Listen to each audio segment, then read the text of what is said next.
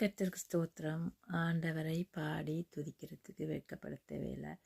ஆண்டவர் நம்முடைய இருதயத்தை தான் பார்க்கிறாரே தவிர நம்முடைய குரல் வளத்தையோ நாங்கள் எப்படி அழகாக பாடுகிறோம் என்று பார்க்கல. அவர் அவருடைய இருதயத்தை தான் பார்க்கிறார். ஆகவே அவரை பாடி துதிப்பது பெரும் பாக்கியம் பெற்றிருக்கிறோம்.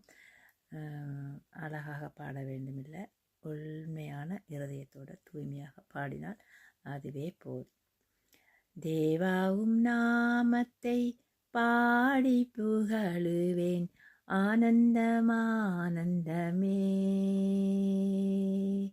நீர் செய்த நன்மைகள் ஆயிரம் ஆனந்தமானந்தமே.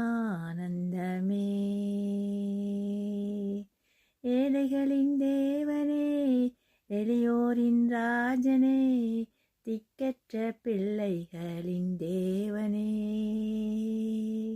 ஏழைகளின் தேவனே, எளியோரின் ராஜனே, திக்கற்ற பிள்ளைகளின் தேவனே. தேவாவும் நாமத்தை பாடி புகழுவேன், ஆனந்தமானந்தமே.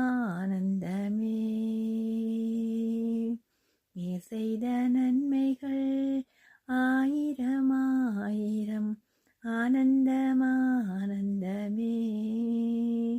தேவா, உம்முடைய நாமத்தை நான் பாடி புகழ்கிறேன். ஏனென்றால் நீர் செய்த நன்மைகள் ஆயிரம் அல்ல, கோடி கோடி கோடி. அப்போ ஆண்டவருடைய நாமத்தை எப்போதும் பாடி புகழ்வது எங்களுக்கு உரிய ஒரு கடமையாக மட்டுமல்ல, தேவையானதாக இருக்கிறது. நிறைந்த ஆசீர்வாதத்தை பெற்றுக்கொள்வதற்கு ஆண்டவருடைய நாமத்தை துதித்து துதித்து பாடிக்கொண்டே இருக்க வேண்டும்.